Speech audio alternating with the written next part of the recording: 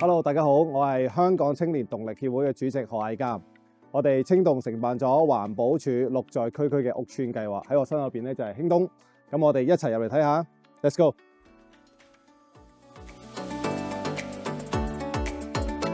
今集會同大家分享回收嘅流程。首先，大家將需要回收嘅物品喺屋企清洗好，拎到回收點之後，先去服務台分類磅重，之後打開綠上 App 賺積分，然後再將物品放入指定嘅回收桶就完成㗎啦。而家再同大家分享一啲分類回收嘅小貼士。4電一腦咧係包括冷氣機、雪櫃、洗衣機、電視機、電腦、列印機、乾衣機、抽濕機都係可以回收嘅。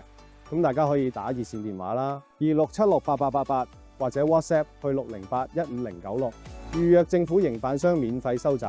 如果係一啲小型嘅電器，大家都可以拎去附近嘅回收站嘅。另外，一啲家居產生嘅便攜式充電池，例如手提電話、手提或者平板電腦嘅鋰充電池同埋慳電膽、燈管都可以回收。不過，大家拎去回收之前，記得喺充電池嘅金屬端子上面貼上膠紙，用新燈管嘅包裝物料將舊燈管包好，先至帶去回收站。我哋香港青年動力協會一直支持可持續發展，響應抌少啲慳多啲，喺度呼籲我哋東區嘅街坊一於嚟到我哋營辦嘅綠在區區，包括綠在興東同埋綠在耀東，我哋嘅地址喺呢度，大家一定要嚟支持啊！